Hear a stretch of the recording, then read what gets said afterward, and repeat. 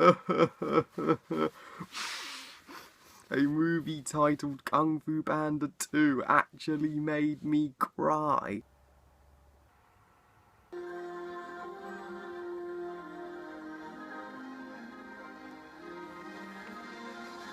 Kung Fu Panda 2, directed by Jennifer Yu Nelson, and is of course the 2011 sequel to the 2008 DreamWorks classic Kung Fu Panda. Now, Kung Fu Panda 2 tells the story of Po is living the dream as the Dragon Warrior. He has fully found his mojo.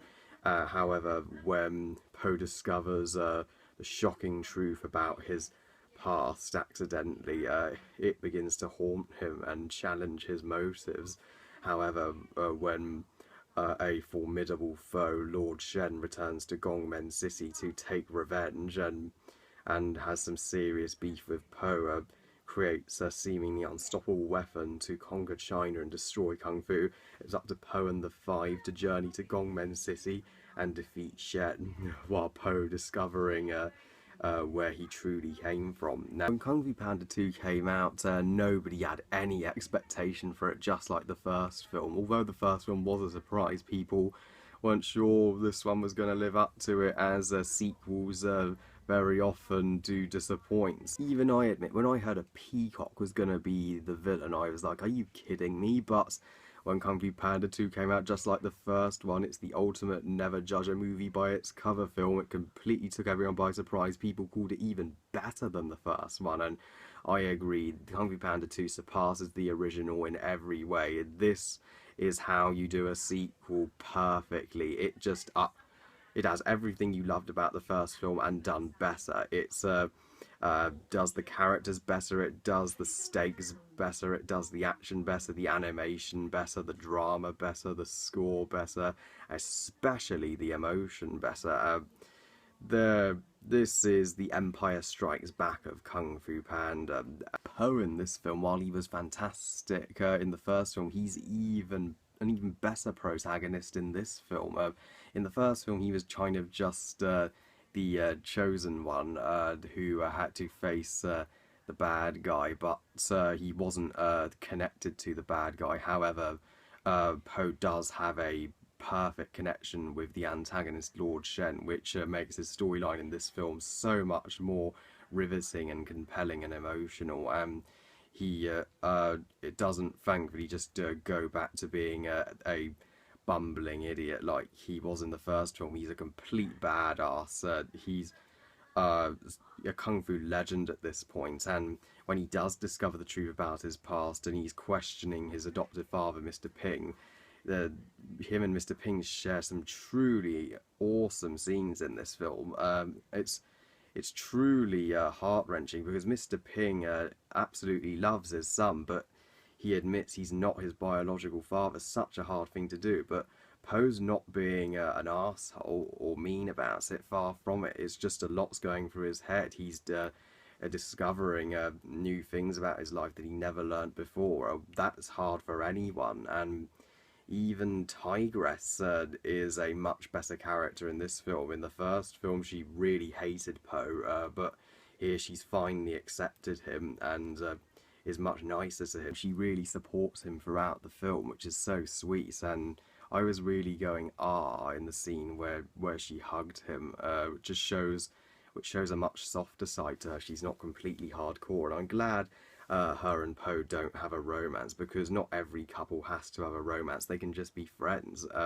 And the Shifu and the other members of the Five, Shifu was a fantastic character in the first one, but my one little nitpick here, he really isn't in it much. He's only in like 3 scenes, or maybe even 4, but that's it. So although the scenes that we do see with him are brilliant, like the inner peace scene where he teaches Po on the next phase of his training of how every master must find their path to inner peace. That's the overall message of the film, that you have to not dwell on the past, find inner peace and move on. That happens to everyone, and I'm glad this movie's still portraying Kung Fu as a beautiful spiritual thing. And while the other members of the Five are just there in the background, I love how Po and the Five are a team in this film. They are truly friends now and work together throughout, and There are plenty of new characters as well, and the new characters are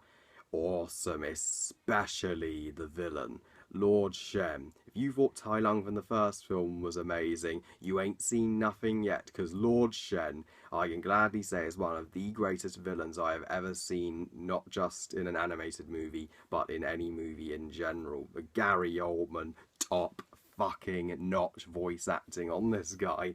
Lord Shen has a great backstory where he commits genocide in the first 5 minutes of a family film.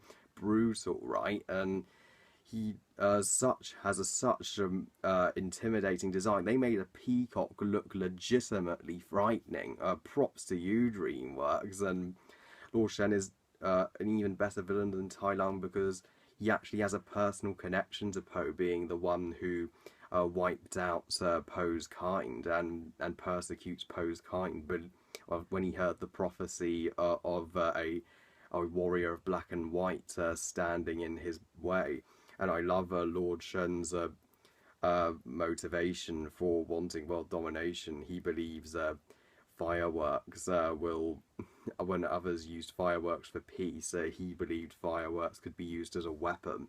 I mean, this is the guy that killed baby pandas. How is that not the most evil thing you can do ever? And did you know Lord Shen was originally going to be the villain of the first movie, but thank God that changed, and thank God the wolves weren't going to be Tai Lung's army. Thank God they changed that to Shen's army. That really worked out. And Boss Wolf, he's a great secondary antagonist who also develops a very antagonistic relationship with Po, being there when Poe's panda village was massacred. And the soothsayer, voiced by Michelle Yeoh, who was Lord Shen's nanny and his Poe's, the one who chose Po to defeat Shen, she's an awesome supporting character as well. She's the Yoda of this movie. When she's always telling Shen and trying to convince him not to go down on this path, but he's just not listening. And especially the moment where she realizes Shen has to be beaten and helps Po discover his inner peace. Yeah, and Michelle Yeoh's voice acting truly fantastic. And the we get to see some more kung fu masters this time round. Master Rhino, Master Ops, and Master Crocodile, who were in the short Secrets of the Five Masters, which was awesome, by the way, and they're great characters as well. Rhino sadly gets killed, which really raises the stakes. This movie has a lot more death than the first, and Ox and Crocodile are locked in Gongmen jail, and at the end they finally decide to help out. And when Po tries to free them at first, they oppose to rising up against Shen, because then he turned the weapon on the citizens, which shows how noble they are. While I really like the story of the first film, it was very basic. It was a little predictable. This story is so much more original and so much more compelling, interesting and epic. There's so many more twists, more turns. You are on the edge of your seat throughout. Yeah, it really raises the emotion and the stakes. If you really feel if Po and the Five don't beat Shen, China and Kung Fu is doomed. And I'm so glad this movie just didn't tell the exact same story as the original over again. That would have been boring. That would have put me to sleep in the first 5 minutes. Luckily, they actually tried when writing the script. They were like, we could tell the same story over again. Actually, scratch that. Let's actually try. Let's continue the story like the best sequels do. Let's have this be the Empire Strikes Back of Kung Fu Panda. Let's make the villain great. Let's have him connected to our main character. Let's make it darker. Let's have some emotional moments. Let's get the audience excited for Kung Fu Panda 3. Animation is once again amazing here. Its improvements over the first film were pretty much because it was released 3 years later, so obviously, but I love the continuation of including ancient Chinese cultures and the beautiful vibrant colours to tell the emotion of a scene.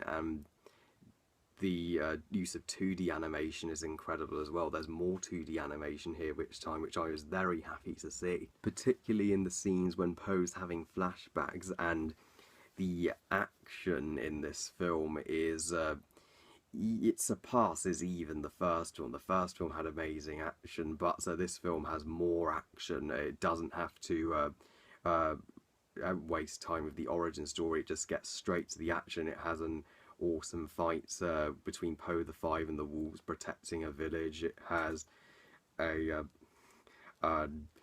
intense scene with Shen returning to Gonmen City, killing Master Rhino and taking control. It has a fun chase throughout Gonmen City between Poe and Boss Wolf, and it has an awesome tower battle, the emotional confrontation between Poe and Shen in the fireworks factory, and just the final battle. Oh, it's epic. You are just your jaw drops in awe at that point. You just go, awesome! As I said, this film is the Empire Strikes Back of Kung Fu Panda. It really is, because Empire Strikes Back was the most emotional of the original Star Wars trilogy. This has some of the most emotional moments in any Kung Fu Panda movie, especially Poe finding out the truth when he actually in the ruins of his panda village and having a flashback when he's finding in a piece to when his mother saved his life and put him in the radish basket. That would make grown men cry. It certainly made me tear the hell up. I considered walking out of that cinema. It was so sad. A DreamWorks sequel, a summer comedy starring Jack Black titled Kung Fu Panda 2 made people weep, and it will make kids cry as well as adults. Yeah, this really isn't a kids movie, it's a family film. Score by Hans Zimmer is even more beautifully orchestras than it was in the first film. Yeah, this is one of Hans Zimmer's best score. Damn, the Kung Fu Panda soundtracks are so underrated. I remember so many tracks, especially Poe Finds the Truth and My Fist Hungers for Justice. Oh, I have those on my iPod. And the final, I love the resolution of this movie.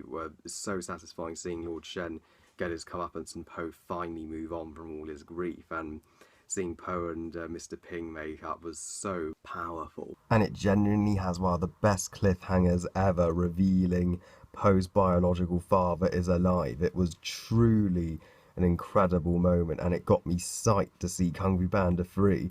We had to wait 5 years, but it was well worth the wait. And do I need to say how adorable baby Poe is? So Kung Fu Panda 2 is of the best DreamWorks sequels ever made. DreamWorks are masterful at sequels. Shrek 2 and How to Train Your Dragon 2, Kung Fu Panda 2 is certainly up there. It took everything we loved about the first film and made it better, and it's got us all hyped for Kung Fu Panda 3, and the Kung Fu Panda movies are the ultimate never judge a movie by its cover trilogies. They are much better than we all thought they'd be, and at the time Kung Fu Panda 2 was the highest grossing movie of all time, directed by a woman. Jennifer Yu Yalsen was fantastic. Thank God she returned to direct the third film. I give Kung Fu Panda 2 5 stars out of 5. Jeffrey Katzenberg said they're planning 6 Kung Fu Panda movies, but in my mind a trilogy is perfectly fine. And well, I love you guys. I hope you enjoyed this review. Thank you all for watching. What do you think of Kung Fu Panda 2? Please comment, let me know. Please like this video and subscribe. Please follow me on Twitter and on Google+. And I'll see you all next time. Bye, guys.